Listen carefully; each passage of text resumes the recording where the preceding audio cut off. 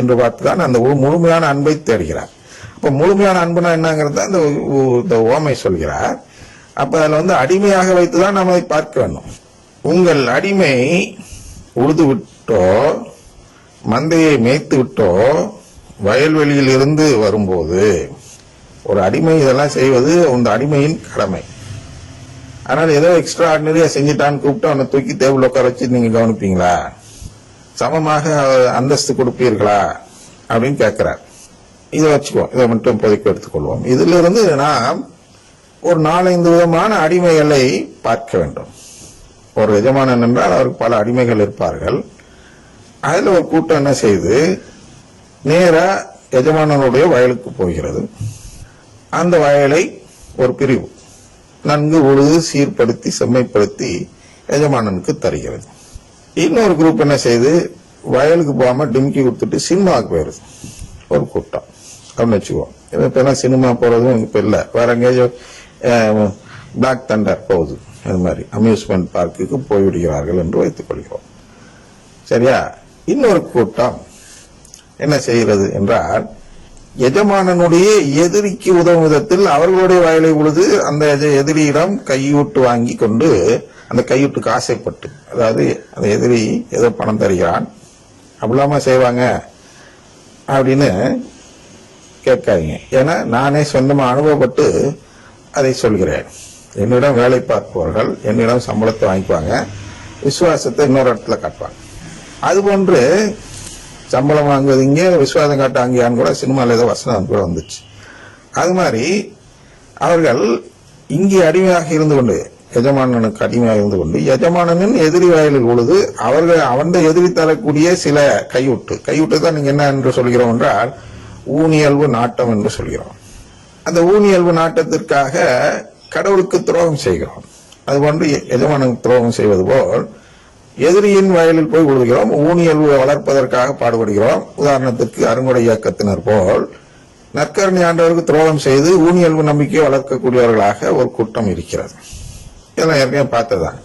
இந்த 3 நபரில் யாருக்கு அவருடைய அந்தஸ்தை சமமாக கொடுப்பார் என்று பார்க்கும் பொழுது எது வருகிறது என்றால், எஜமானனுடைய வயலில் போய் உழுதவர்க்கு என்று வருகிறது அல்லவா? நீங்கள் ஏற்றுக்கொள்வீர்கள். ஆனால் 4வது நிலை ஒன்று இருக்கிறது.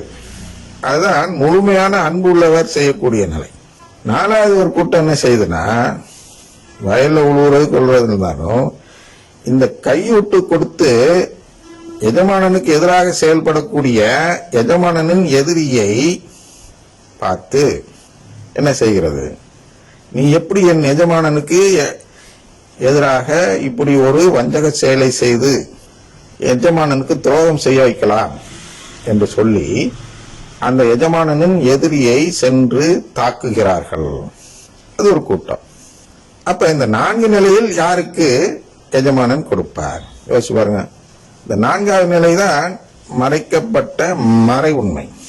கடவுள் யாரை தேடுகிறார் என்றால், தன்னுடைய எதிரியை பகைத்துக் கொள்பவன் யார் என்று பார்த்து அவனை தேடுகிறார். அவனிடம்தான் முழுமையான அன்பு இருக்கிறது. அப்ப இப்ப 2 பேர் எடுத்துக்குவோம், 4ல 2 வகை எடுத்துக்குவோம். ஒன்னு வயல்ல உழுதவர்கள், இன்னொன்னு யாரு, எதிரியிடம் சென்று தாக்கியவர்கள், அவனை தாக்கியவர்கள், எஜமானனுக்காக தாக்கி எதிரியை ஒழித்து கட்ட முயற்சி செய்தவர்கள். இந்த 2 பேர்ல யாரு அதிகமா அன்பு செய்தார் என்றால், எதிரியை தாக்க முயற்சி செய்யறோம். அன்பு சரியான செயலா தவறான செயலா அதெல்லாம் அடுத்த பிரச்சனை. அவருடைய உள்ளத்தில் சொன்னோம்லவா, முழு உள்ளத்தோடும் முழு மனதோடும், அந்த மாதிரி முழு மனதோடு அவர்கள் தங்கள் எஜமானனை அன்பு செய்தார்களா இல்லையா?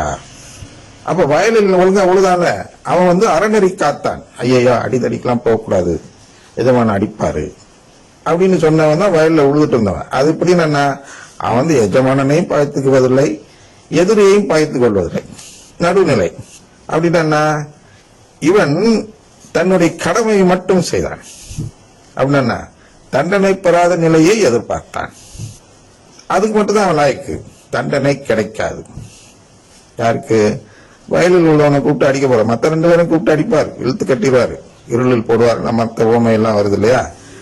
அப்ப இந்த 2 பேர்ல முறையா போறான், உழுதுட்டு வரான், அறநெறி காத்து யாரையும் பகைத்துக் கொள்ளாமல் வீடு திரும்புகிறான், எதிரியை பகைத்துக் கொள்ளாமல் வீடு திரும்புகிறான்.